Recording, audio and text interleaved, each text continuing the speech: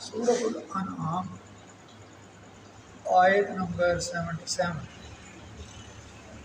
फलम्मा जन्ना अलैहिल लैलु रआ कौकबा क़ाल हाज़ा रब्बी फलम्मा अफ़ला क़ाल ला उहिब्बुल आफ़िलीन। कल की आयत में हज़रत इब्राहीम अलैहिस्सलाम का ज़िक्र आया था। अल्लाह पाक ने फरमाया कि हमने इब्राहीम अलैहिस्सलाम को ज़मीन व आसमान की सारी बादशाहियाँ जो हैं वो दिखाते थे ताकि वो कामिल यकीन करने वालों में से हो जाए। इब्राहीम अलैहिस्सलाम का जो ज़माना था, जिस दौर में अल्लाह ने आपको नबी बनाकर भेजा, उस वक़्त हालात क्या थे, लोग किस तरह के थे, लोग किन चीज़ों को अपना खुदा बना बैठे थे और कितना मुश्किल था तबलीग करना। इब्राहीम अलैहिस्सलाम ने फिर जो हालात थे उसकी कर या जिन चीज़ों की वो पूजा करते थे, जिनको खुदा मानते थे, सितारे हैं, चाँद है, सूरज है, उन्हीं का ही जिक्र करके उनसे सवाल किया। लेकिन इससे पहले कि हम इस आयत का या आने वाली आयत का तर्जमा पढ़ें, थोड़ा सा इब्राहीम अलैहिस्सलाम के ज़माने के हवाले से आपकी मालूमात में इजाफ़ा कर दूँ। ये एक अच्छी बात है जो आपके इल्म में आएगी, उस वक़्त हालात कैसे थे, और अगर हम गौर करें तो उस वक़्त के हालात लोगों के और आज मौजूदा मिलते जुलते हैं, एक जैसे हैं। हज़रत इब्राहीम अलैहिस्सलाम जिस शहर में पैदा हुए थे उसका नाम था और अलिफ पर पेश है, रा की पर जज़म है। और ये एक शहर का नाम है जहाँ इब्राहीम अलैहिस्सलाम की विलादत हुई। 20वीं सदी के आगाज़ में आसार कदीमा के माहिरीन ने खुदाई करके उस ज़माने की चीज़ों को दरियाफ्त कर लिया। 20वीं सदी जो पीछे गुजरी, और उस ज़माने की जो तहरीरें या दूसरी चीज़ें जो इस्तेमाल में बर्तन वगैरह ऐसी चीज़ें आती हैं, उनसे आपके ज़माने के लोगों के मज़हबी, तमद्दनी और मुआशी हालात का पता चलता है। उन लोगों का मज़हब क्या था, उन लोगों के मुआशी हालात कैसे थे। सिर्फ लेनार्ड होली, इसने अब एक किताब लिखी है अब्राहम, इब्राहीम अलैहिस्सलाम की ज़ात है, अब्राहम उसका नाम रखा है।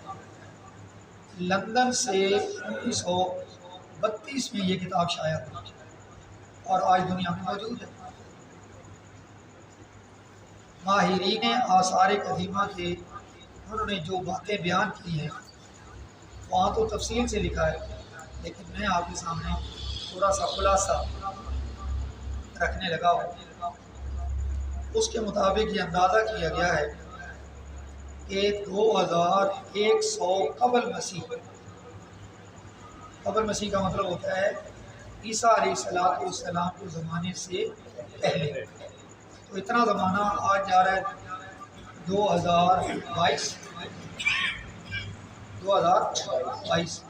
तो एक सदी पीछे चले जाएँ, 2021 जो गुज़रा, नबी पाक सल्लल्लाहु अलैहि वसल्लम का जो हिजरत का ज़माना, तब से लेकर आज तक जितना अर्सा गुज़रा है, इतना ज़माना ईसा अलैहिस्सलाम से पहले इब्राहीम अलैहिस्सलाम का ज़माना था। 2100 कबल मसीह, ईसा अलैहिस्सलाम से पहले। ये ज़माना जो है इसको तस्लीम किया गया है। उस वक़्त शहर उर जो था जहाँ आपकी पैदाइश हुई, उसकी आबादी 2.5 लाख के करीब थी। और ये भी मुमकिन है, वो कहते हैं भाई नहीं है कि 5 लाख की आबादी हो जिस शहर में। अब उस शहर के लोगों का भी पता चलेगा ना कितना बड़ा शहर था। ये शहर सनअती और तिजारती मरकज़ था।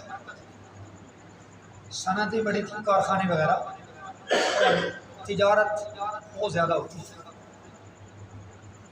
जिस रियासत का ये सदर मकाम था, जिस तरह हमारा सदर मकाम इस्लामाबाद, उसके हुदूद मौजूदा जो हुकूमत इराक़ है इस वक्त, शुमाल में कुछ कम और मगरब में कुछ ज़्यादा, ये उस वक्त ये ज़माना इसकी आबादी क्या इसका अदुदरबा, मुल्क की ज़्यादा आबादी सनत और तिजारत से वाबस्ता थी। या तो वो कारखानों में काम करते थे या तिजारत करते थे, कारोबार। उस ज़माने की जो तहरीरात आसार कदीमा की खंडरात से मिली हैं, उनसे पता चलता है ज़िंदगी में उन लोगों का नुक्ता नज़र खालिस मादा परस्ताना था, यानी वो पुजारी थे लोग। उनकी तहरीरों से जो पता चलता है, दौलत कमाना और ज़्यादा से ज़्यादा आसाइश फराहम करना उनका सबसे बड़ा मकसद हयात था। ज़िंदगी का सबसे बड़ा मकसद क्या था? दौलत कमाई जाए और ज़्यादा से ज़्यादा घर में आसाइश वाली चीज़ें लाए। और आज भी अक्सर लोगों का ज़िंदगी का यही मकसद है, ज़्यादा से ज़्यादा दौलत जमा की जाए और घर के अंदर हर किस्म की सहूलत होनी चाहिए। और इनको हासिल करने के लिए अल्लाह ताला के अहकामात को भी भुला दिया।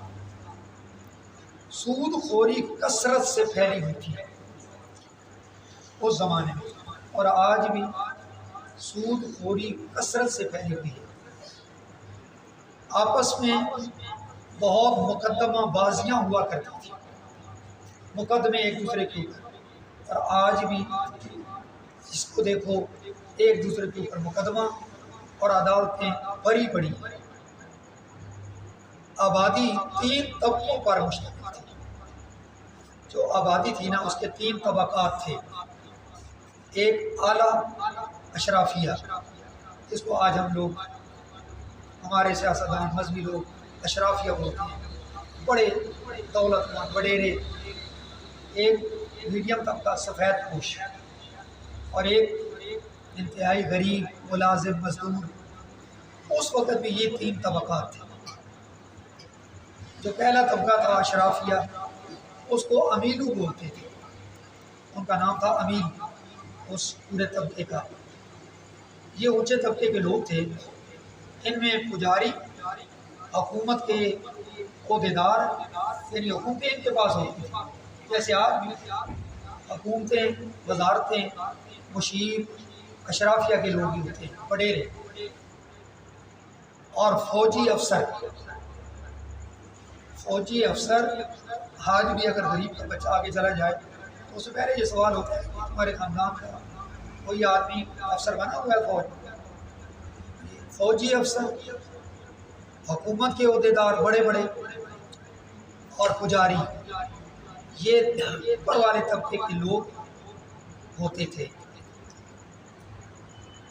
और इनके जानो माल की कीमत दूसरे लोगों से बढ़कर थी। हज़रत इब्राहीम अलैहिस्सलाम का जो ख़ानदान था, उसका शुमार इसी ख़ानदान में होता, इसी तबके में होता। ये जो बड़ा तबका था, इब्राहीम अलैहिस्सलाम ने भी इसी तबके में आँख खोली, पैदा हुई। और दूसरा तबका था मशकीन।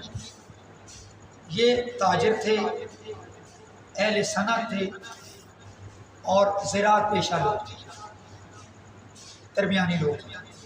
तिजारत ये करते थे, कारखाने इनके थे, और ज़राअत जो है वो भी यही लोग करते थे। और तीसरे में आरतू, यानी गुलाम और मजदूर पेशा जो लोग हैं वो मौजूद थे। उनकी किताबों में तकरीबन 5000 खुदाओं के नाम मिलते हैं। यानी उन लोगों के कितने खुदा थे? 5000, जो उन किताबों से पता चलता है।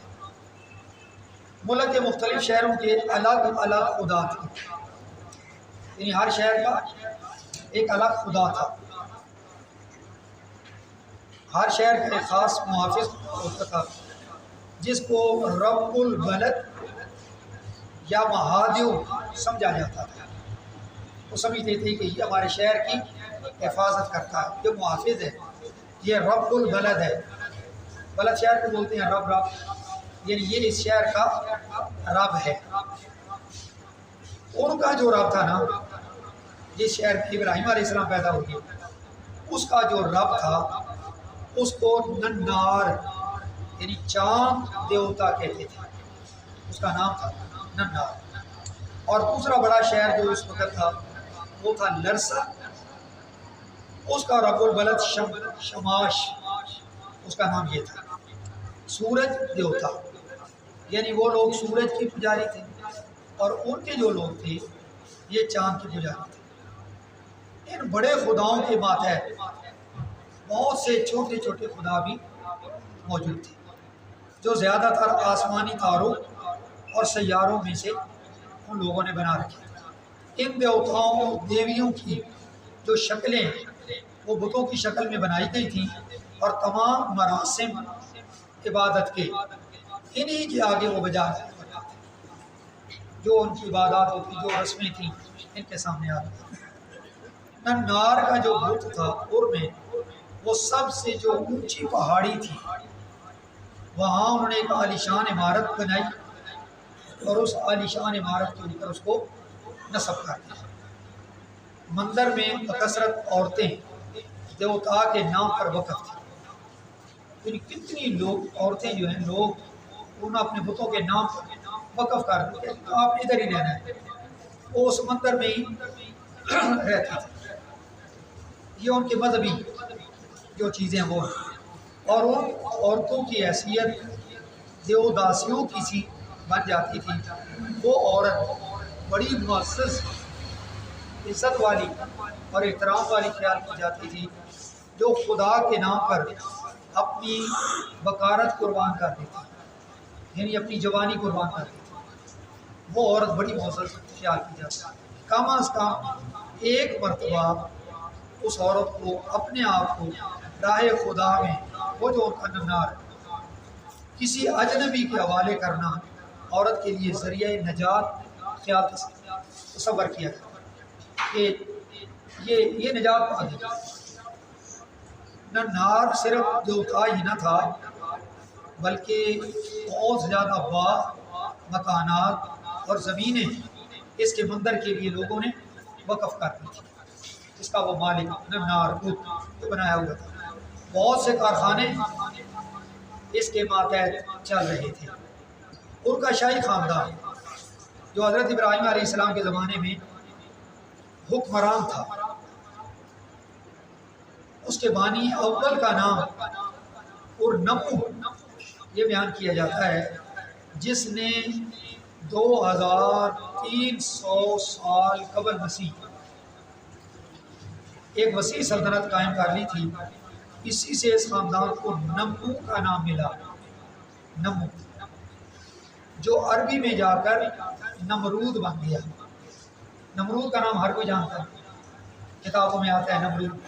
इब्राहीम अलैहिस्सलाम के ज़माने में जो नमरूद, और जिसने इब्राहीम अलैहिस्सलाम को आग में डाला था, ये नमरूद जो है ये पीछे से नमू और पहले और नमू, ये बदलते बदलते नमरूद तीसरे मकाम पे अरबी में आ गया। हज़रत इब्राहीम अलैहिस्सलाम ने वहाँ से हिजरत कर ली अपने शहर से। हिजरत के बाद इस ख़ानदान इसको मुसलसल तबाही नाज़िल होना शुरू। पहले वो लोग बचे हुए थे इब्राहीम अलैहिस्सलाम की वजह से। पहले इलामियों ने उनको तबाह किया और नमरूद को नन्नार के बुत समेत पकड़ कर ले गए।